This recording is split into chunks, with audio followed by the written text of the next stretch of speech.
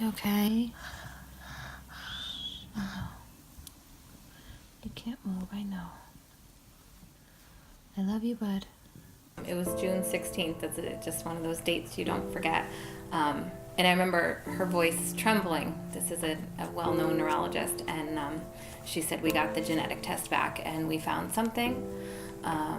And she said, I'm very sorry to tell you this, but it's called alternating hemiplegia of childhood. She said she spent the last 2 hours on the phone calling colleagues around the country because she had no idea what to do and no idea how to help him at this point because she had never seen this disorder before.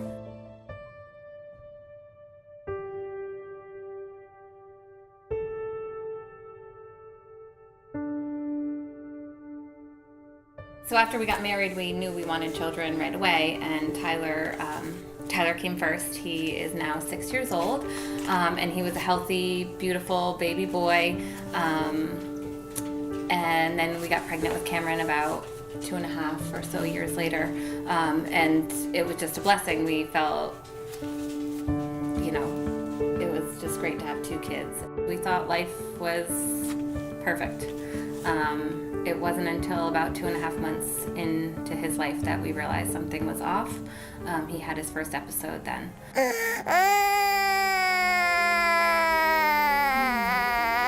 Generally, what will happen in the hemiplegic part of his episode, he loses half his side of his body completely. Gets paralyzed. Paralyzation.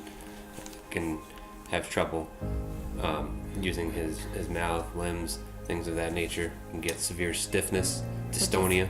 That can be very painful. So when he has dystonia, he can be in pain for days at a time. Some kids I have heard have gone into such severe episodes that they never recover all their motor functions again. So they don't walk again.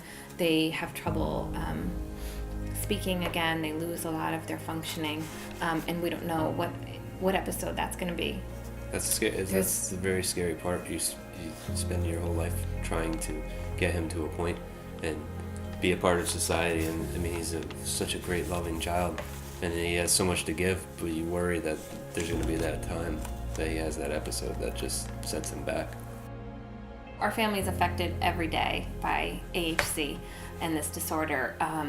We rarely do things as a family because we don't know what triggers episodes yet.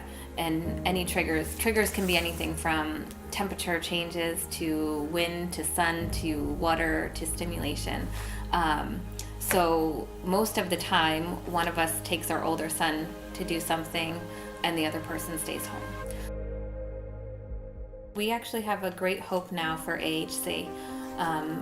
The researchers and scientists have been working very hard with the small amount that they have to do that with. And it's been discovered that there's a gene therapy that has potential to cure AHC. It's called AAV gene therapy. And this specific type has already worked in other disorders. However, with rare disorders, the financial backing is so limited that there's only so far they could take it at this point. Our hope is that they can move forward in April. That's when they need to do the second part of this phase, this research project. So we're asking for help to raise money to get that This done. project is for Cameron. This is his mutation. This is his disorder. It's amazing to us to think that we have an opportunity to actually get on this, and it's specifically for him to help him.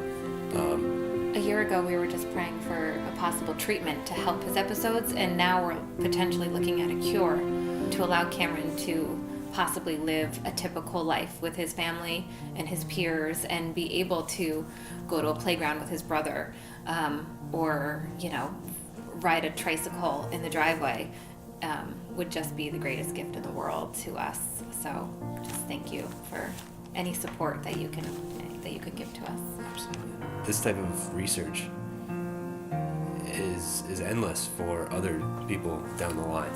Yeah. And I think that's very important. I mean, there always has to be a starting point for things and a success case to build off of. But I think people will realize 20 years from now that this type of treatment can help with their families too. You'll do anything you can for your child, and I think everyone who has children understands that.